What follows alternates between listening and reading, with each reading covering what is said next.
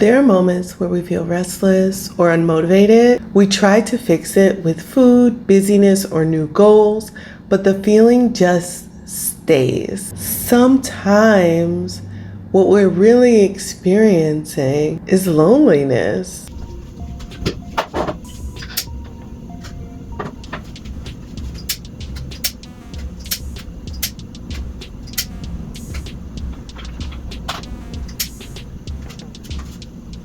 Welcome back to the Grounding Hour. This session explores how loneliness affects the body, how it connects to chronic illness, and how to rebuild a fulfilling and peaceful life through connection and purpose. Loneliness activates the same stress response as physical strain. Cortisol levels rise, sleep changes, appetite shifts. In essence, the body can treat social isolation as a signal of danger. Oftentimes, people can describe this as fatigue, anxiety, hunger, and then you might find yourself eating to find comfort or staying busy to avoid stillness. And these behaviors, they might bring temporary relief, but they often leave the body in a state of alert. Research shows that social isolation increases inflammation and affects metabolic and cardiovascular health. Over time, this creates the same strain that chronic stress does. When meaningful connection drops, the brain looks for dopamine elsewhere. And one of the places it can often find it is in food. Eating releases serotonin and oxytocin, mimicking the comfort we'd normally get through human connection. Research in behavioral nutrition shows that people who feel socially isolated are more likely to use food for emotional regulation versus appetite. And this isn't necessarily something you can willpower your way out of. In many instances, this is your body's attempt at doing the best it can to soothe discomfort. So whether it's emotional eating, overscheduling, and constant stimulation, all of them are attempts to restore balance in your nervous system, when in fact, fulfillment, not control, is the real goal. Living with chronic conditions can quietly magnify the impact of loneliness. Physical limitations, whether it's fatigue, pain, or dietary restrictions, can make socializing harder, which narrows your opportunities for real connection. You can also start to feel emotionally isolated, particularly when health issues aren't visible or understood. It's easy to feel unseen, even when you're surrounded by others. Oftentimes, people with chronic illnesses can find themselves in this cycle of withdrawal. And as your symptoms increase, often social participation decreases. This reinforces both loneliness and stress, which in turn can also worsen the illness itself. Compounding these issues can have significant impacts on the body. Studies show loneliness can worsen impacts in heart disease, diabetes, autoimmune, and inflammatory conditions. The same inflammation driving these illnesses is often elevated by chronic social isolation. And I know hearing some of these things can sound overwhelming and almost in some ways victim blaming, like I'm already ill, I've already got all these things going on, and you're just telling me that I'm perpetuating it.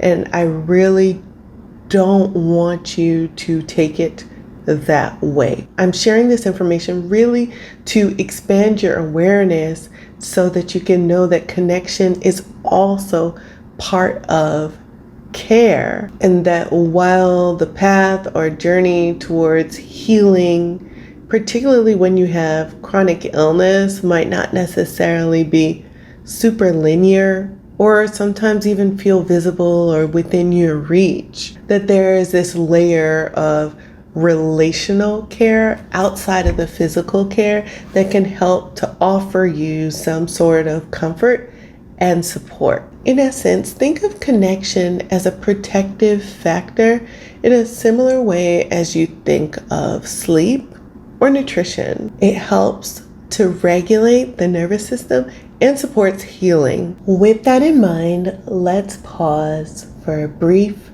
reset. If you're in a space where it's safe to do so, I encourage you to close your eyes. If not, it's okay for you to keep them open during this exercise. Take a slow breath in through your nose.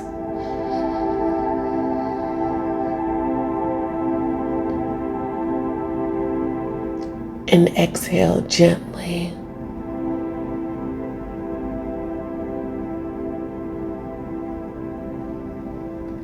Releasing your shoulders. And if it's possible, pressing your feet or your hands into the surface near you, grounding yourself.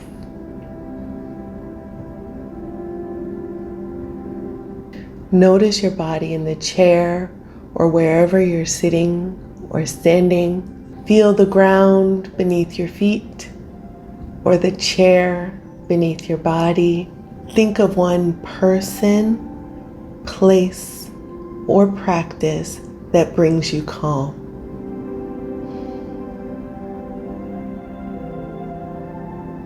Picture it for a moment. What are you doing? Who are you with? Who are you with? Where are you? When do you usually do this activity? What about it brings you peace? Now bring your attention to your breath again.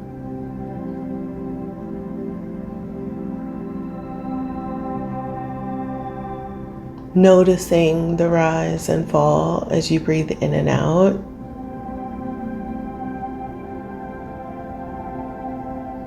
Take a deep breath in.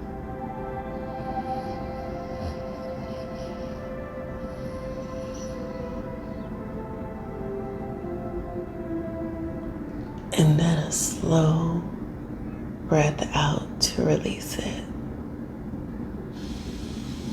This simple pause signals safety to your nervous system. It's a small way to reset the cycle of tension that chronic stress and loneliness can create. So if we know that fulfillment is often the real goal, what does it look like and how do we get there? Let's start with talking about what exactly is fulfillment. Let's get a little technical. Fulfillment is defined as three things. First, purpose, knowing why your actions matter. Then, autonomy. And really, this is feeling like you have control over your life and the decisions that you make, even when circumstances are difficult. And then lastly is connection. And this is feeling seen, valued, celebrated, and supported. When one of these is low, the other strain to compensate. That's why even successful, productive lives can still feel empty. If you've been chasing relief through achievement or control and still feel unfulfilled, you may simply be craving connection and meaning, not more effort. Fulfillment develops when our values, relationships, and daily actions align. People often chase activity or productivity to find meaning, but real peace comes from connection and consistent self-care. So how do you create this balance between doing and being? To feel more fulfilled, depending on where you're feeling like something is missing, whether that is in purpose, autonomy, or social support, here are a few things to consider. You could try reconnecting through shared meals. You could try reconnecting through shared meals and conversations. Practicing mindful eating without screens or distractions. Creating time each day for something that renews your energy instead of draining it. And then, particularly if sometimes social interactions feel overwhelming, you don't have to do the big grand social activities and gestures. They can be more micro gestures and micro interactions. So consider small social exchanges, because even short social interactions help to stabilize mood and improve focus. And if you've identified behaviors you might be substituting, here are some options that you can try. Please note though, if you feel you might have a deeper challenge, these are not intended to be a substitute for professional medical care, and this is not intended as medical advice. One example of this is if you find yourself leaning to food for comfort, and food is just one thing here. People find lots of things to get connection, to substitute connection. It could be food, it could be alcohol, it could be shopping, it could be a wide range of different things. So depending on the extent to which you do this, you may need more help than this conversation can give, and that's okay. But here are some tips of things you can do to better support yourself. One thing is to pause before substituting. So I literally did this before sitting down for this session. I wanted to go eat, but I paused and asked myself, are you eating because you're hungry? Or are you eating because you're exhausted and you want to soothe yourself? And when I realized the answer was the latter, I said, let's get through the things you need to do today, and then the rest of the day is all about rest. Another approach could be creating connection rituals. You can eat with others, share recipes, find connection around common interests. So something I'm considering starting is a monthly tea time. I really enjoy tea, and I really enjoy dessert and cooking for others. So I thought it could be a nice way to connect with people around something that's meaningful to me and hopefully to them as well. This one people might have, different opinions on, but reclaiming small social connections. And I'm chuckling with this because oftentimes when I travel, people kind of joke about how Americans do too much small talk, whereas in other parts of the world, that's not a thing people necessarily do. So there might be a cultural side to this, but regardless, this could be striking up a conversation with the barista, obviously if there isn't a huge line behind you. It could be waving to a neighbor, asking how they're doing and waiting for the answer. Just small opportunities for deeper connection beyond, a head nod or not even an acknowledgement at all. And then the other thing that I don't necessarily think people realize is that self-connection also counts. Like, how are you connecting with yourself? How are you reflecting with yourself? This could be through rest. It could be through journaling. It could even be through creative expression, whatever that form is for you. But all of these help to feed emotional balance. Finding fulfillment isn't about fixing what's wrong. It's about returning to what feels right. We're going to jump into our guided journaling session. As always, we'll have several prompts to help you focus, reset, and connect to the session and to yourself. We'll allow 3 minutes for each prompt for you to consider your response. You can write it, you can say it out loud, you can think it, whatever works for you. You can use the forward and pause buttons if you need more or less time. Let's dive in. What recent habits or routines feel empty or draining?